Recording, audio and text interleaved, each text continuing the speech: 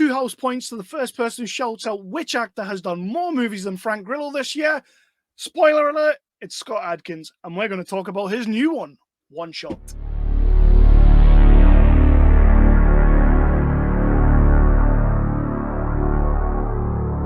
That is right, everybody. I am back, and my name is Kevin Halden, and this is Nerdly Out Loud, the official channel of nerdly.co.uk, your favourite British home for all of your news, reviews, and exclusive interviews. We like to cover everything from the big budget to the low budget to the no budget. So whether your movie is No Time to Die and it's in the theatres and it's doing gangbusters and making millions and millions of pounds, we will talk about that, although that is a bit of a redundant statement because I haven't talked about that movie yet. Or whether your movie cost £10 and it's called Repeat and it probably only got saw by 20 people, we are also going to talk about that movie, which I have reviewed. Check that out down below.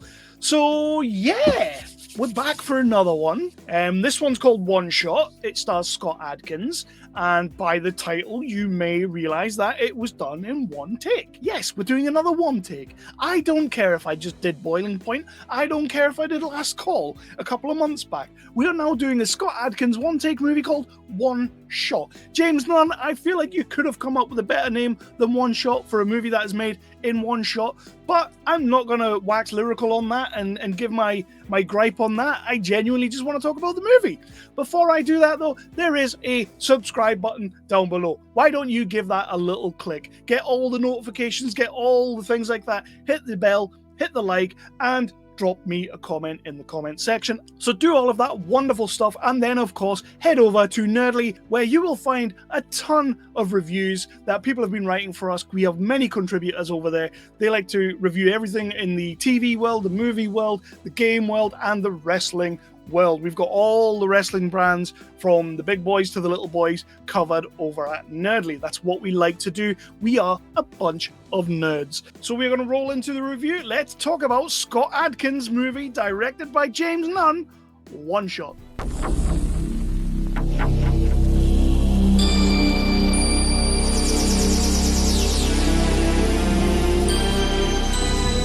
And now, our feature presentation.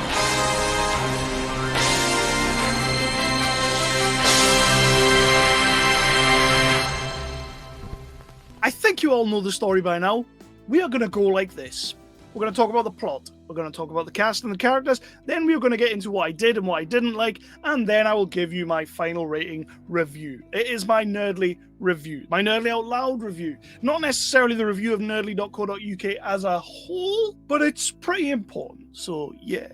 And when it comes to Scott Adkins movies, shut up. That's my bag. That's where I live. That's my pocket. Get out my pocket. It's a group of SAS Marines, Navy SEAL Marines, whatever they are, led by Scott Adkins, who goes under the awesome, kick-ass, badass, superhero guy named Jake Harris.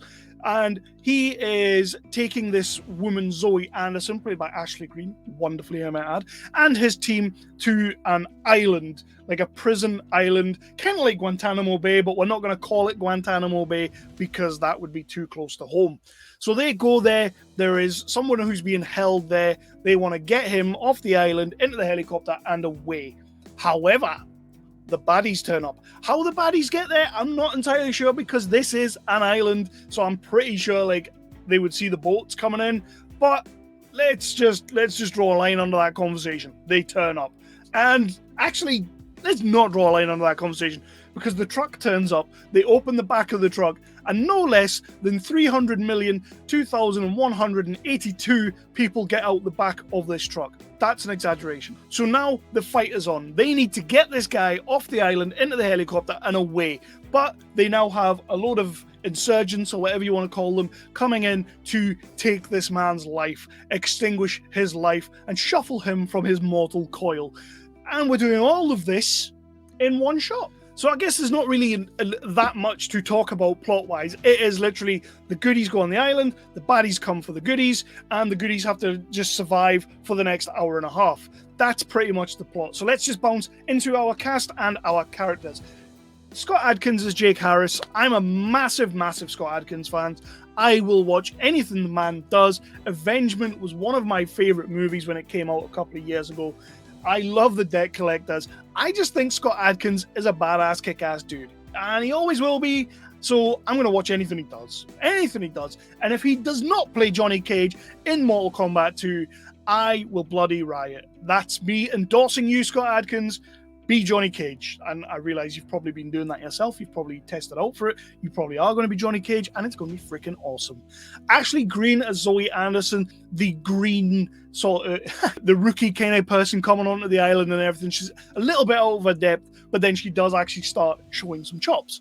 We have Ryan Phillippe. I say we have Ryan Phillippe. I don't really know if we do have Ryan. This is not the Ryan Phillippe of old. This is not the shooter version of Ryan Phillippe. This is not the way of the gun. Wave the gun? Did I just bring up Wave the Gun in 2021? What a movie that was. Who saw that movie with Benicio del Toro, Juliette Lewis, James Caan?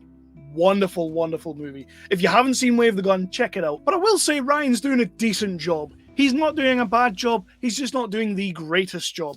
And I'm okay with that. I'm fine with that. He's only in it a couple of times, so I am willing to let him go. Huge shout out to Lee Charles as generic Russian bad guy number 1, like the main head honcho, the big bad. I thought he was fantastic in this movie. He's got a couple of really good dickbag scenes, and I love a good dickbag scene. You know I love a good dickbag scene. When he comes on screen and he really starts showing his presence, yeah, I was all about that. Kind of made me root a little bit for him, but then I remembered he's going up against Scott Adkins, so I was brought back down to earth quite quick. And I'll say that for all of the ensemble. I think everybody's doing a good job. It can't be easy doing this one-take kind of thing where you're going through the stage shots, people need to be shot in certain... It's not an easy job to do. I have a whole newfound respect for the one-take genre, and especially when you're dealing with the action one-take genre. Like, it's one thing going around a restaurant and following people. It's another thing sitting 2 people on a phone in 2 different parts of the city. It is a whole nother thing altogether when you've got bad guys shooting good guys shooting bad guys. So what I liked and what I didn't like. I did like the one-take concept. I don't necessarily believe it was all one take. I'm not going to call bullshit on it, but I'm just going to say I believe there was maybe 1 or 2 cuts somewhere. It doesn't take anything away from the fact that you did it. It doesn't take anything away from the fact that it worked. And it doesn't take anything away from the movie itself. I just feel like you maybe did an Extraction job, where in Extraction they had that big one-shot scene, but everybody knows that it cut in about 10 different places. I think there was maybe 1 or 2 cuts in this movie. That's all I'm going to say.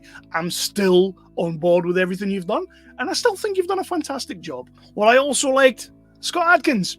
I was waiting the whole movie for the big fight scene, kept thinking to myself, how are they going to do that? You're going to run around for about half an hour shooting people to shit, and then there's going to be like a hand-to-hand combat scene? I can't wait to get there, but how are they going to do that? How are they going to do the blood if you like slit someone's throat with a massive knife?